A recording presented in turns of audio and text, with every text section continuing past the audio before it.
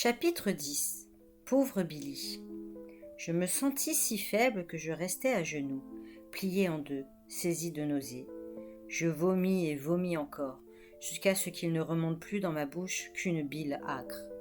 Puis je me relevai, la gorge brûlante et l'estomac retourné. Il fallut encore un bon moment pour que mon souffle se ralentisse et que mon corps cesse de trembler. Je n'avais qu'une envie, retourner à la maison de l'épouvanteur. J'en avais assez fait pour cette nuit, me semblait-il. Mais je n'en avais pas le droit. L'enfant enlevé était à la ferme de Lizzie. Mon instinct me le disait. Il était prisonnier d'une sorcière prête à le tuer. Je devais me rendre au repère de Lizzie l'osseuse. Une tempête montait à l'ouest. Une sombre masse de nuages tourmentés avalait peu à peu les étoiles. Il ne tarderait pas à pleuvoir. Heureusement, lorsque je pris le chemin menant chez Lizzie, la lune brillait encore, ronde, énorme. Jamais je n'avais vu de pleine lune aussi grosse. Mon ombre s'allongeait devant moi. Je la regardais croître et, plus j'approchais de mon but, plus elle me paraissait démesurée. J'avais rabattu mon capuchon et je serrais le bâton de l'épouvanteur dans ma main gauche. Du coup, l'ombre ne semblait pas être vraiment la mienne. Elle me précéda ainsi jusqu'à ce qu'elle s'étende sur la maison de Lizzie l'osseuse. Je jetai un regard en arrière, m'attendant presque à découvrir mon maître derrière moi. Il n'était pas là, bien sûr, ce n'était qu'une illusion. J'avançai donc, franchis le portail menant dans la cour et m'arrêtai sur le seuil de la maison pour réfléchir. Et si j'arrivais trop tard, et que l'enfant soit déjà mort? Et si Lizzie n'était pour rien dans cette disparition? Et si je me mettais en danger pour rien? Alors que mon esprit se posait toutes ces questions, mon corps, lui, comme au bord de la rivière, savait ce qu'il devait faire. Avant que j'aie pu l'en empêcher, ma main gauche se leva et frappa 3 coups avec le bâton. Il y eut un long moment de silence, puis un bruit de pas qui se rapprochait. Un rai de lumière glissa sous la porte. Le battant tourna lentement et je reculai. À mon grand soulagement, je vis apparaître Alice. Elle tenait une lanterne à la hauteur de sa tête, si bien qu'une moitié de son visage était éclairée, tandis que l'autre restait dans l'ombre. D'une voix pleine de colère, elle demanda « Qu'est-ce que tu veux ?»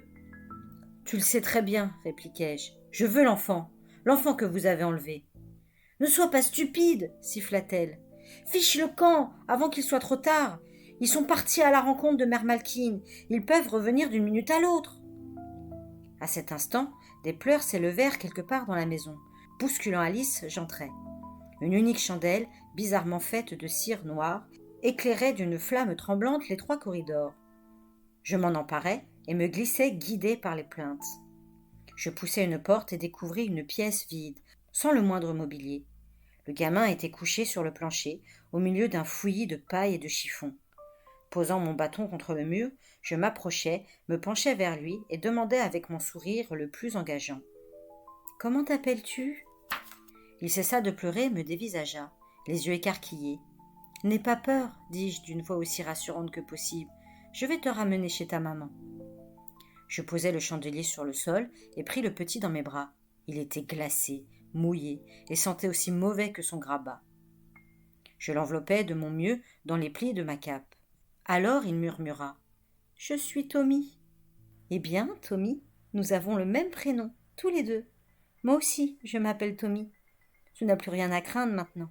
Je te ramène chez toi. » Tout en parlant, je repris mon bâton au passage, remontai le couloir et franchis la porte. Alice m'attendait près du portail. Elle n'avait plus sa lanterne. La lumière de la lune projeta mon ombre sur la grange, une ombre immense, 10 fois plus haute que moi. Je marchai droit vers la grille, mais Alice me barra le chemin. « Ne te mêle pas de ça !» gronda-t-elle, menaçante. Et je vis luire ses dents pointues. « Ce ne sont pas tes affaires !» Je n'étais pas d'humeur à perdre mon temps en palabres. Je continuai d'avancer, et elle n'essaya pas de m'arrêter. Elle s'écarta et lança dans mon dos. « Tu es complètement fou! Laisse ce gosse et tu tiens à ta peau. Ils vont te poursuivre, tu ne leur échapperas pas. » Je ne me donnai pas la peine de répondre. Sans un regard en arrière, je franchis le portail et repartis sur le chemin de la colline. La pluie se mit à tomber.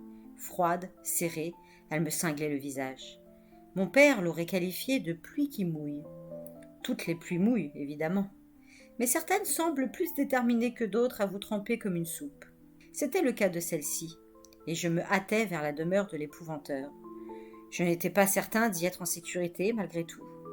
Si par malheur mon maître était mort, le gobelin jouerait-il encore son rôle de gardien de la maison et des jardins? J'eus bientôt un autre motif d'inquiétude. J'avais l'impression d'être suivi. Je m'immobilisai et tendis l'oreille. Je n'entendis que le hurlement du vent et le bruit de la pluie qui martelait les feuillages et tambourinait sur le sol.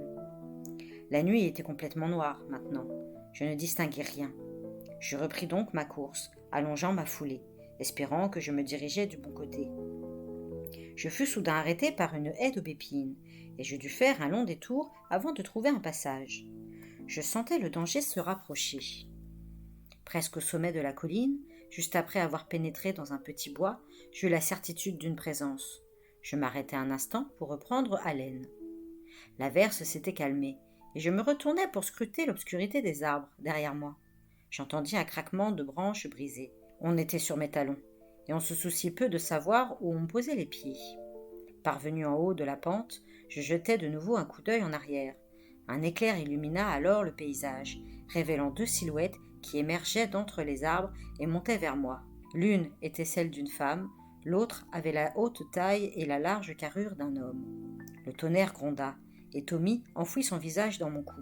« J'aime pas les orages, j'aime pas les orages. »« L'orage ne peut pas te faire de mal, affirmai-je, sachant pertinemment que ce n'était pas vrai. Moi non plus, je n'aimais pas l'orage. Un de mes oncles avait été frappé par la foudre en rassemblant son troupeau. Il était mort sur le coup. Ce n'était pas prudent de rester dehors par une pareille tempête, mais si les éclairs me terrifiaient, ils avaient un avantage. Leur lueur blême éclairait ma route par intermittence et me montrait la direction de la maison. J'ahanais de peur et de fatigue mêlées, tout en forçant l'allure. J'espérais que nous serions en sécurité dans le jardin de l'épouvanteur.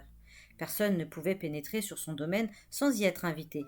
Si nous y parvenions à temps, le gobelin nous protégerait.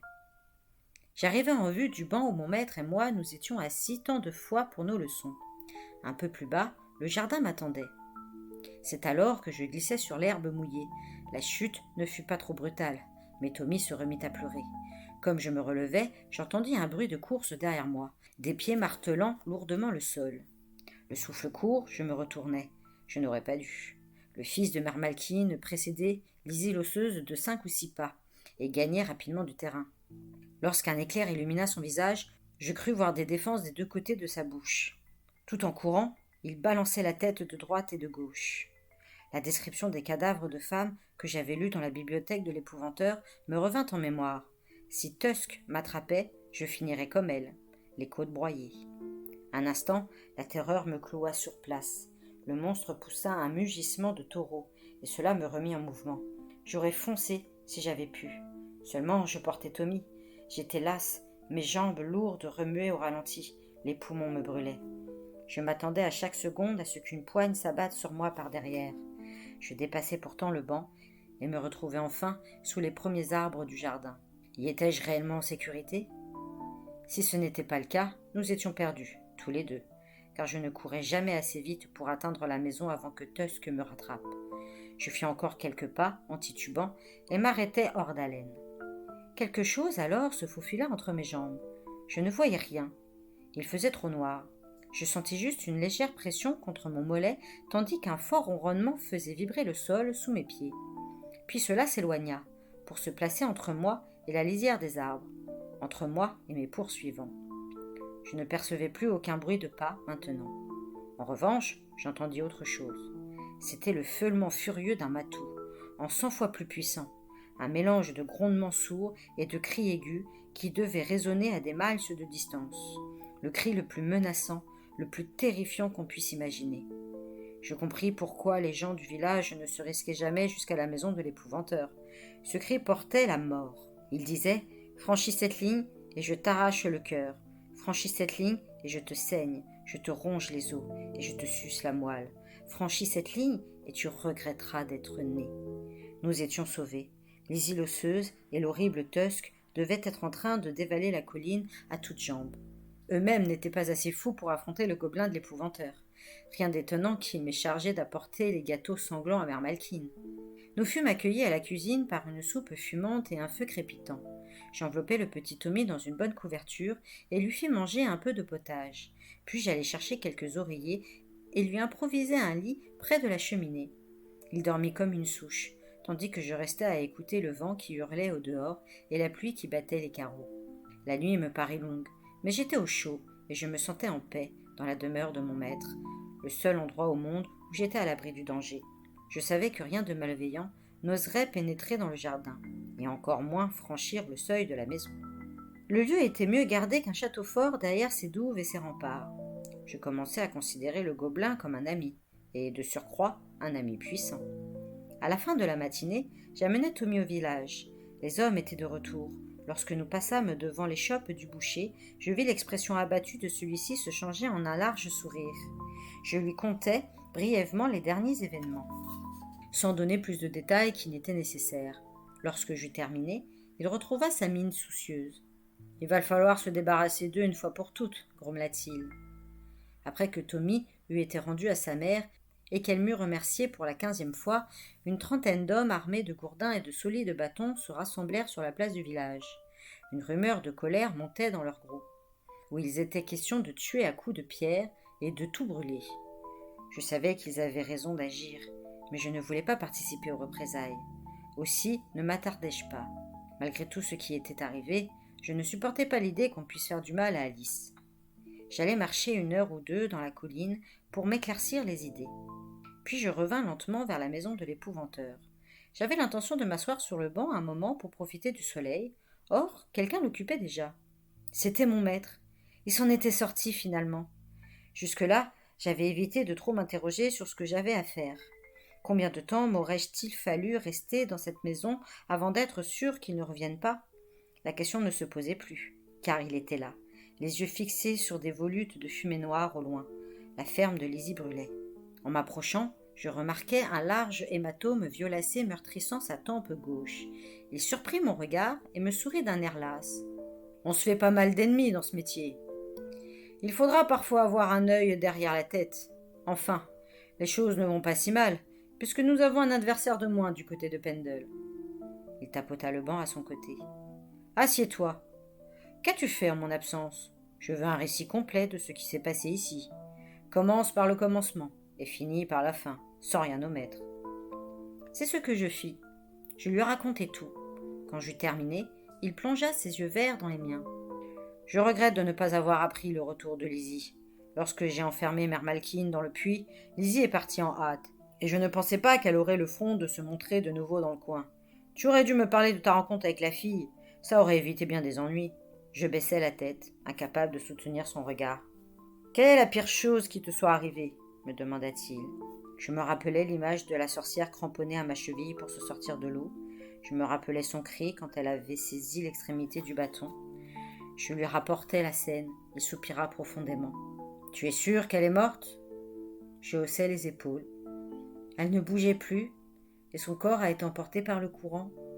« Tu as vécu une rude épreuve, petit. Tu devras vivre avec ce souvenir jusqu'à ton dernier jour. Tu as été bien inspiré de choisir le plus court de mes bâtons. C'est ce qui t'a sauvé. Il est taillé dans une branche de sorbier, un bois particulièrement efficace contre les sorcières.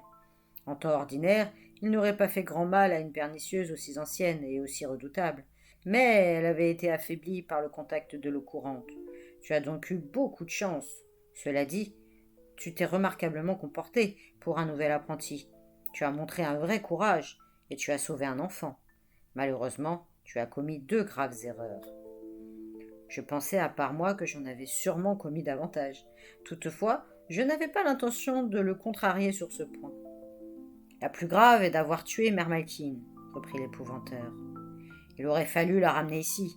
Mère Malkin est si puissante qu'elle pourrait se libérer un jour de sa propre carcasse.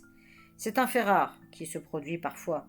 Son esprit renaîtra alors dans ce monde avec toute sa mémoire, en s'emparant d'un autre corps, et elle se mettra à ta recherche afin de se venger. »« Ça lui prendra des années, non ?» objectai-je. « Ça arrivera plus vite que tu le penses. Ce phénomène est appelé possession, et c'est une sale affaire pour qui en est victime, crois-moi. Après cela, tu ne sauras jamais quand et où surgira le danger. La sorcière pourrait très bien posséder le corps d'une fille avec un sourire éblouissant qui te ravirait le cœur avant de prendre ta vie. Elle pourrait aussi se servir de sa beauté pour plier un homme fort à sa volonté, un chevalier ou un juge qui te jetterait dans un cul de basse-fosse où tu serais à sa merci. Le temps joue en sa faveur. Elle risque de t'attraper quand je ne serai plus là pour t'aider, quand ta jeunesse sera révolue, que ta vue baissera et que tes articulations se mettront à craquer. Après un silence, il poursuivit. Il existe un autre type de possession, la plus probable dans ce cas. Vois-tu, petit, garder ainsi une sorcière en vie au fond d'un puits n'est pas sans poser quelques problèmes, surtout quand il s'agit d'une pernicieuse qui a passé sa vie à pratiquer la magie du sang. Elle s'est certainement nourrie de vers et autres choses rampantes, dans l'humidité où sa chair trempait constamment, et son corps a dû lentement se transformer. Or, elle a tant de pouvoir qu'elle serait bien capable de faire mouvoir ce corps mort pour devenir ce qu'on appelle une verme. C'est une vieille expression du comté que tu connais sans doute. Comme une chevelure parasitée par la vermine, son cadavre est maintenant parasité par son esprit répugnant. Tel un asticot, elle va chercher à ramper vers une victime choisie et à se faufiler par le plus petit orifice, une oreille, une narine, pour s'emparer d'un corps vivant. Il n'y a que deux façons d'empêcher à tout jamais une sorcière de cet acabit de revenir. La première est de la brûler vive, mais on ne peut pas infliger pareil supplice à personne. La deuxième est trop horrible pour qu'on puisse seulement y songer. Peu de gens la connaissent. Elle était pratiquée il y a des siècles, dans un pays au-delà des mers. D'après de très anciens livres, si tu manges le cœur d'une sorcière, elle ne revient jamais, à condition de le manger cru. Il s'interrompit de nouveau, puis reprit. Si nous utilisions l'une ou l'autre de ces méthodes, nous ne vaudrons pas mieux que les créatures que nous voulons détruire, car l'une et l'autre sont barbares. Il ne reste donc que le puits. C'est cruel, certes, cependant, nous devons protéger des innocents, qui seraient les prochaines victimes. Quoi qu'il en soit, mon garçon, la sorcière est maintenant en liberté. Cela nous promet bien du tracas, et nous n'y pouvons pas grand-chose pour l'instant. Aussi, tenons-nous sur nos gardes. Ça ira, dis-je, je m'en débrouillerai. Mon maître secoua tristement la tête. Apprends d'abord à te débrouiller avec un gobelin. Voilà ta deuxième erreur. Tout un dimanche, chaque semaine, c'est beaucoup trop généreux, mais bon. Et que proposes-tu pour ça ? Ajouta-t-il en désignant une mince colonne de fumée encore visible vers le sud-est. Je haussai les épaules. Tout doit être terminé à l'heure qu'il est. Les hommes du village étaient fous furieux, et je les ai entendus parler de lapidation. Terminé ? Ne crois pas cela, petit. Une sorcière comme Lizzie a plus de flair que le meilleur limier. Elle était sûrement loin, bien loin, avant leur arrivée. Non, elle sera retournée à Pendle, où vivent beaucoup de ses semblables. On pourrait courir derrière elle, mais je suis en chemin depuis des jours. Je suis fatigué, j'ai mal partout. J'ai besoin de repos. Évidemment, il ne faut pas laisser Lizzie trop longtemps la bride sur le cou, ou elle recommencera ses méfaits. Je m'occuperai d'elle avant la fin de la semaine, et tu viendras avec moi. Ce ne sera pas une partie de plaisir, autant te le dire tout de suite. Enfin, chaque chose en son temps. Suis-moi. Je le suivis, remarquant qu'il boitait légèrement et marchait moins vite que d'habitude. Quoi qu'il se soit passé à Pendle, il en avait payé le prix. Nous entrâmes dans la maison et il me conduisit dans la bibliothèque, jusqu'au dernier rayonnage près de la fenêtre. « J'aime conserver mes livres dans ma bibliothèque, dit-il. Je préfère y ajouter des ouvrages plutôt qu'en retirer. Cependant, en raison des derniers événements, je vais faire une exception. » Il prit un volume sur la plus haute étagère et me le tendit. « Tiens, tu en auras plus besoin que moi. » Il n'était pas très gros, plus petit même que mon cahier de notes. Il avait, comme la plupart des livres de l'épouvanteur, une reliure de cuir. Le titre était imprimé sur la couverture et sur le dos. « Possession, les damnés, les déséquilibrés, les désespérés. » « Qu'est-ce que ça veut dire ?» demandai-je. « Lis-le, tu comprendras. » Lorsque je l'ouvris, je fus déçu. Il était rédigé en latin, une langue que je ne connais pas. « Étudie-le bien et garde-le sur toi constamment, » me commanda mon maître. C'est une somme définitive sur le sujet. Il dut me voir froncer les sourcils, parce qu'il sourit et pointa son doigt sur l'ouvrage. « Définitif signifie que c'est le meilleur livre écrit jusqu'à ce jour sur la possession. Mais le sujet est compliqué, et ce texte a été composé par un jeune homme qui n'avait pas tout appris, loin de là. Ce n'est donc pas le dernier mot sur la question. Il y a encore beaucoup à découvrir. Regarde à la fin. » J'obtempérai et vis que les 10 dernières pages étaient blanches. Si tu découvres quelque chose de nouveau, note-le là. Chaque détail compte. Et ne t'inquiète pas que ce soit écrit en latin. Je vais te donner ta première leçon après le déjeuner. Notre repas était préparé à la perfection. Comme j'avalais ma dernière bouchée, je sentis quelque chose bouger sous la table et se frotter à mes jambes. Puis j'entendis de nouveau le ronronnement. Il résonna de plus en plus fort, jusqu'à faire vibrer la vaisselle dans le buffet. Pas besoin de demander s'il est content, grommela l'épouvanteur. Un jour de congé par an aurait été suffisant. Enfin, le travail nous attend, et la vie continue. Va chercher ton calepin, petit. Nous avons un programme chargé aujourd'hui.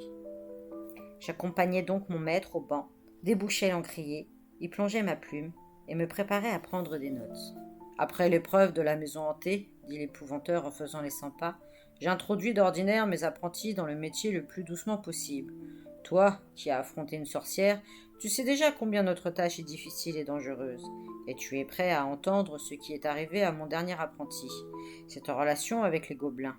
Ouvre ton cahier à une page neuve et écris ceci pour commencer. J'écrivis sous la dictée « Comment entraver un gobelin ?» Puis, tandis qu'il entamait son récit, je notais au fur et à mesure, en tâchant de ne pas perdre le rythme. L'épouvanteur appelait l'ensemble des étapes l'arrangement. Il fallait d'abord creuser une fosse, le plus près possible des racines d'un arbre en plein épanouissement. Après avoir subi tous les exercices imposés par mon maître, je ne fus pas étonné d'apprendre qu'un épouvanteur creuse rarement la fosse lui-même. Il ne le fait qu'en cas d'extrême urgence. Habituellement, il engage un terrassier et un maçon, qui découpe une dalle épaisse pour recouvrir la fosse comme une pierre tombale. C'est un travail de précision, car il est essentiel que la dalle scelle parfaitement la fosse. Une fois la face interne de la dalle et les parois de la fosse badigeonnées avec une mixture de sel, de limaille de fer et de colle, il faut attirer le gobelin à l'intérieur. Ce n'est pas très compliqué. Du sang, du lait ou un mélange des deux font l'affaire. Le plus délicat est de placer la dalle dans la bonne position pendant qu'il mange. Le succès dépend de la qualité de vos aides.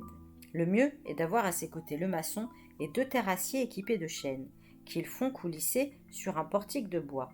Les chaînes permettent d'abaisser la dalle de pierre rapidement et avec précision. C'est là que Billy avait commis une grave erreur. La chose était arrivée au cours du dernier hiver, en l'absence de l'épouvanteur.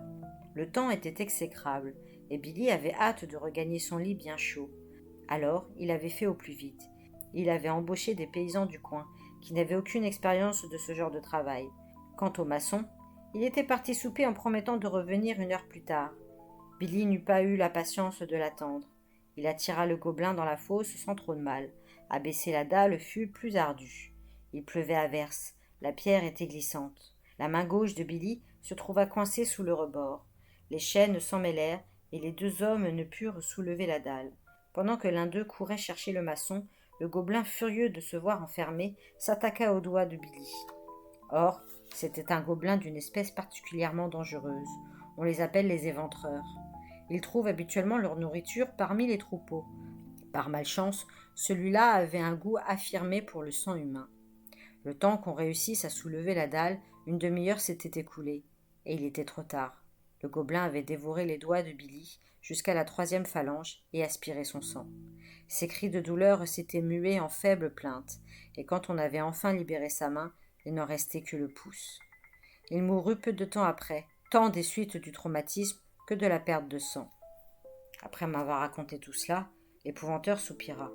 Ce furent de bien tristes moments. Il a été enterré sous une haie, à l'extérieur du cimetière de Layton. Les gens de notre profession n'ont pas le droit de reposer en terre bénie.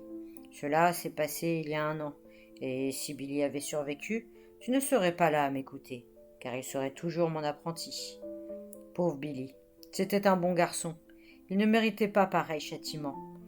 Ce travail est dangereux, vois-tu, et quand on ne le fait pas comme il faut... Il me regarda d'un air sombre, puis haussa les épaules. Que cela te serve de leçon, petit. Nos qualités premières sont le courage et la persévérance, et surtout, nous ne nous hâtons jamais. Nous utilisons notre cervelle, nous sommes calmes et méthodiques, et nous faisons ce qui doit être fait. Habituellement, je ne laisse jamais un apprenti se débrouiller seul avant la fin de sa première année d'entraînement. À moins, bien sûr, il eut un léger sourire, qu'il ne prenne les choses en main de sa propre initiative. Voilà, Maintenant, je vais te donner ta première leçon de latin.